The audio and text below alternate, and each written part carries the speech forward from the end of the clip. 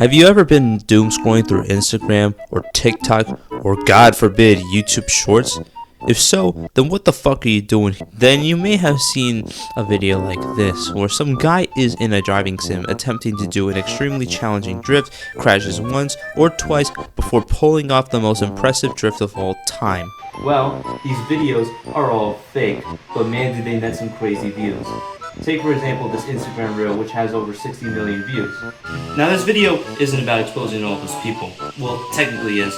There's no shortage of videos exposing how all these videos are faked. And be sure to check those out after you're done watching this video. I need the watch time.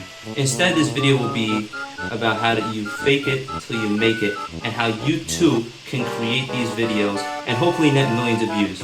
I say hopefully because I can't guarantee anything. I mean, just look at my channel.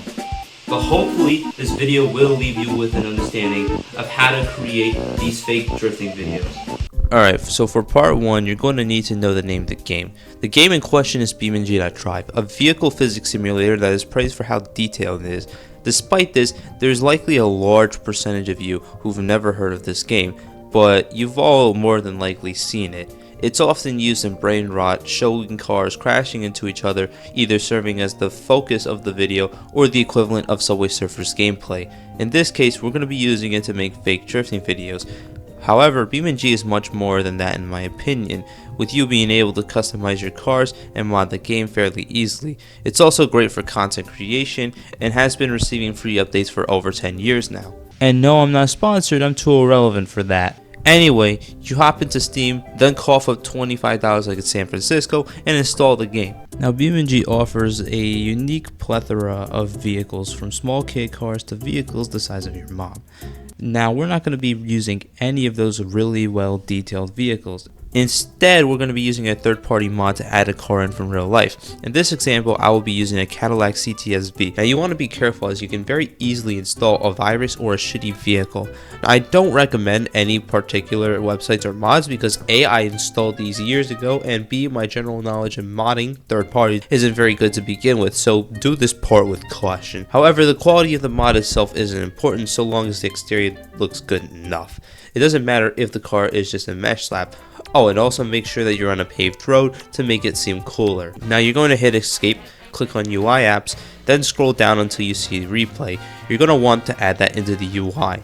Now there's a bunch of other stuff in the UI that you can add, but just make sure that it's all far from the middle as possible. Now this is where the cheating really begins. You see, if you have the skill, you can kind of just drift. However, if you go into the environment tab of BeamNG, you can actually slow down the speed of the simulation significantly and make it significantly easier for you to drift and make it look more skillful. Regardless of simulation speed the drift clip is recorded at when it's being played, it can be displayed at normal speed, making it look legit and allowing you to do the tricks a lot more easily. Optionally, you can also record yourself with the wheel doing the drift. However, here I recorded myself using a keyboard to drift so I could piss off all my viewers who keep nagging me to get a wheel. Shut up! If you're drifting in slow motion, however, make sure to speed up the recording and the editing software so that it looks like you're doing this legitimately. Next, we're going to add the fake obstacles. Now this is probably the most complicated part of the whole scheme, so you're going to need to pay a good amount of attention. And assuming you've been brain rotted into oblivion, I'm going to need a way to help you pay attention. To start, you open the replay file, then you play the file. Try to pay attention to something like tire marks or smoke. Additionally, you can also use the arrow keys to go back and forth a couple seconds, and you can also use the J button to pause and unpause. Then hit F11, then hit the building architect menu. Finally, you can start placing buildings wherever you see fit. Additionally, you can also copy and paste buildings from the world file, but I choose to do this method because it's easier and takes up less time. It's just a lot more simple. Do a play testing and boom, there's your fake drifting video. Finally, we have the editing process. I use Kdenlive, a great free open source editor that I use to edit my videos, including the very one you're watching right now. Once again, I'm not being sponsored here. I'm too irrelevant for that. Now, the editing process for everyone will be different, but make sure that your video has a ratio of 9:16, and if you did the driver cam, make sure it looks synced enough by speeding up the cam footage. Finally, add some music, and maybe some subtitles and whatever else you can add to brain rot, and there you have it. Your fake drift video is now complete.